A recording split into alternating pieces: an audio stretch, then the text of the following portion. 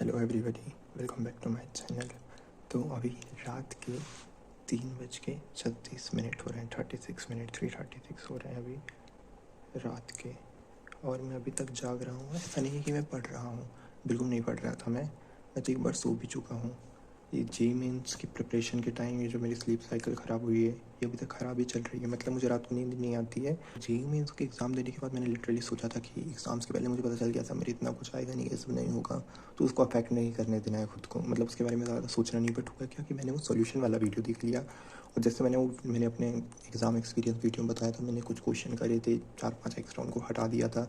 Then मेरे paper में 75 question आए थे, तो 40 क्वेश्चन ऐसे थे जो मुझे लग रहा था मैं कर सकता हूँ। उसके अलावा 35 तो बिल्कुल भी मतलब नहीं ही कर सकता था मैं, उनको तो मैं बोलूँगा भी नहीं। 40 क्वेश्चन ऐसे थे, बट मैंने सब तो नहीं करे अटैम्प्ट। 35-34 कुछ करे थे, देन एंड में 30 कर दिए क्योंकि मुझे नेगेटिव मार्किंग का डर था। बट जैसे मैंने घर आके वो सोल्यूशन वीडियो देखी, मुझे रियलाइज़ हुआ कि वो क्वेश्चन काफ़ी सही थे जो मैंने करे थे।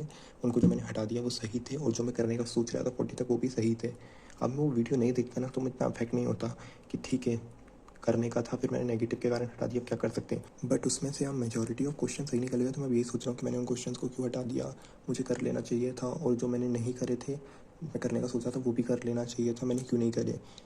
क्योंकि अभी तो मुझे लग नहीं रहा है कि मेरा कुछ होने वाला है, तो मुझे कर लेना चाहिए था। ऑल्दो मैं वो कर लेता तो भी मुझे लगता नहीं कि जो मैंने सोचा था जिस कॉलेज वगैरह का, और जनरल कैटेगरी में मुझे इतना कोई कॉलेज मिलता नहीं फिर भी। बट वो वीडियो देख के मैंने काफ़ी गलती कर दी आंसर वाली, क्योंकि मुझे बार बार वही दिमाग में चल रहा है, मैं बार बार कैलकुलेट कर रहा हूँ, अगर मैं कर लेता तो क्या होता, अभी क्या होगा।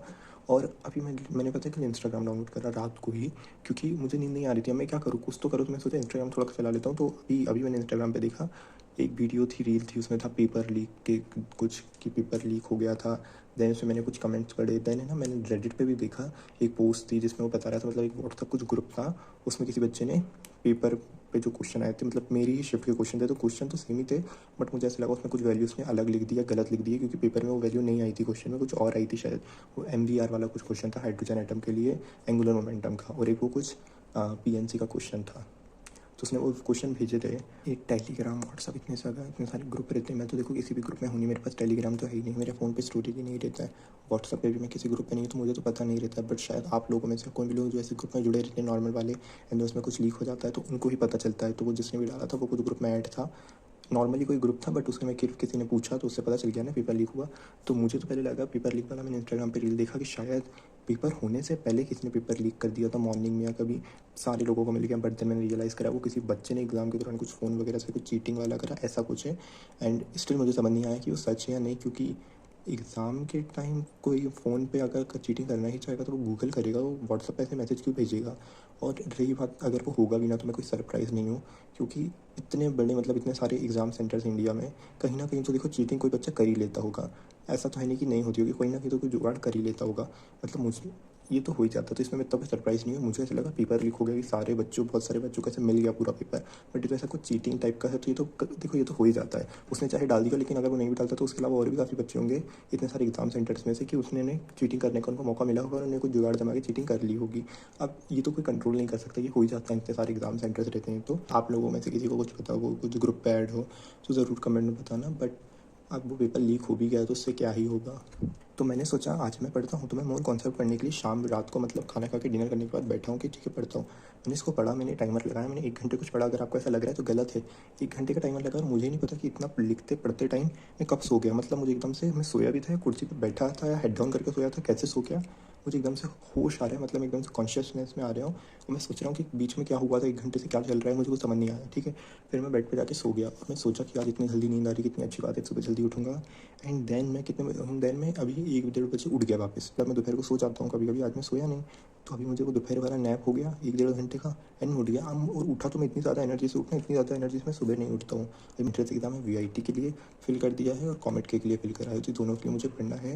और अभी मैं और एग्ज़ाम फिल करने का सोच रहा हूँ, तो आप लोग भी ज़रूर बताना अगर कोई आपको एग्ज़ाम के बारे में पता हो। मैं और MST CET के लिए तो मैंने अप्लाई करा नहीं था, तो अब मैं सोच रहा हूँ कल परसों से वीडियोस डालना चालू करूँ अपने VIT और कॉमेट के प्रिपरेशन की। आज तो देखो थोड़ा कम हुआ वो JEE वाला, नहीं तो कल तो इतना ज़्यादा मैं JEE के बारे में सोच रहा था। मतलब मैंने पूरे टाइम कैलकुलेटर खोल के कैलकुलेट ही करा है। मैं सोच रहा था कि मुझे उससे अफेक्ट नहीं पड़ेगा, नहीं पड़ने दूंगा अफेक्ट, क्योंकि अब कुछ हो नहीं सकता। मैंने दूसरे एग्जाम के लिए अप्लाई कर दिया, इन पर ध्यान देना है। बट देन वो सोल्यूशन वीडियो देखने के बाद बार बार वही चल रहा है मेरे दिमाग में। अभी आप लोग ज़रूर बताना JEE एग्ज़ाम खत्म होने के बाद आप क्या कर रहे हो। जिनका भी अभी JEE का एग्ज़ाम है उन सबको ऑल द बेस्ट।